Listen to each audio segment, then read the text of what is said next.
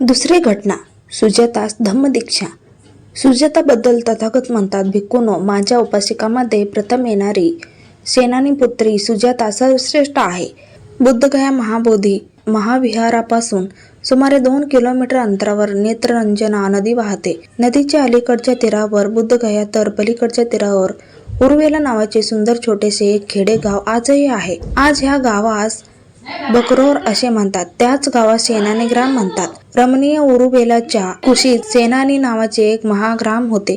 या सेनानी ग्रामात सुजाता कन्यारत्नाचा जन्म झाला. तिच्या वडिलाचे नाव सेनानी असे होते. ते एक प्रतिष्ठित श्रेष्ठी आणि त्या गावचे प्रमुख होते. सुजाता सुजात होती. तिला नंदबाला असेही म्हणत. तिचे केस काळे होते, घनदाट होते. ती अत्यंत सुंदर होती. शरीरात ओज होते. मधुरभाषी होती. ती सर्वांना आवडत होती.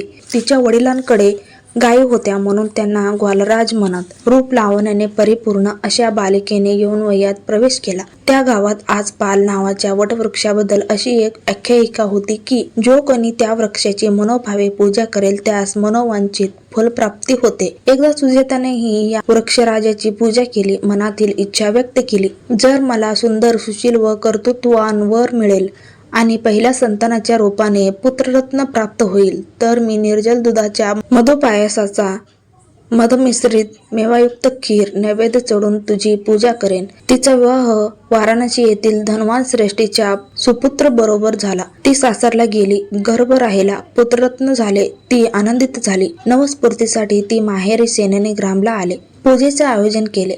चैत्र पौर्णिमेचा दिवस होता.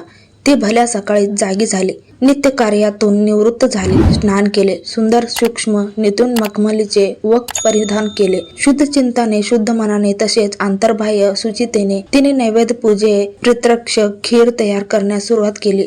पुन्हा दासीला बोलावून वटवृक्षाची परिसर स्वच्छ करण्यास पाठवले. त्या वटवृक्षाखाली सिद्धार्थ गौतम ध्यानस्थ बसले होते. आहाराच्या प्रतीक्षेत होते. तिला वाटले वृक्षदेवताच प्रसन्न झाले. जलद जाऊन तिने मालकीनीच हे वृत्त सांगितले. सुजातालाही आश्चर्य वाटले. ती स्वर्ण पात्रात खीर घेऊन आली आणि म्हणाले, हे वनदेवते, माझा हा नैवेद्य कृपा करून स्वीकारावा. त्या विनंतीच्या उत्तरादाखल मुनी गौतम म्हणाले, भद्रे, मी वनदेवता नसून एक सामान्य मानव आहे. सत्याचा साक्षात्कार करून दुःखमुक्तीचा मार्ग शोधत आहे. हे ऐकून सुजाता म्हणाली, आपणास दुःखमुक्तीचा मार्ग सापडला म्हणजे मलाही सांगावा. असे अभिवचन घेतले. मुनी गौतमास त्रिवार वंदन केले.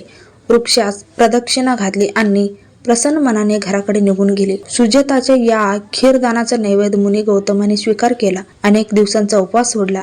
नव्याने त्यांनी सम्यक संबोधी साक्षात्कारास प्रारंभ केला. ठीक 1 महिन्यानी वैशाख पौर्णिमेस ते सम्यक संबुद्ध झाले. त्यांना सुजाताला दिलेल्या वचनाचे स्मरण झाले. त्यांनी सुजातेचा शोध घेतला. तिचा विवाह वाराणसीच्या श्रेष्ठीबरोबर झाला होता. ते एकदा वाराणसीला गेले. सुजाता, तिचा पती व लहान मुलगा यश यांना भगवान बुद्धांनी धम्माची उपासक दीक्षा दिली. पुढे तिचा मुलगा यश भिक्खू झाला. दुसरी धम्म संगती कालशोकाच्या काळात झाली, ज्या संगतीत अर्हत यश उपस्थित होता. सुजातेच्या परिवाराला तथागतांनी धम्मदीक्षा दिली. तो दिवस होता ज्येष्ठ पौर्णिमा, इसवी सन 528.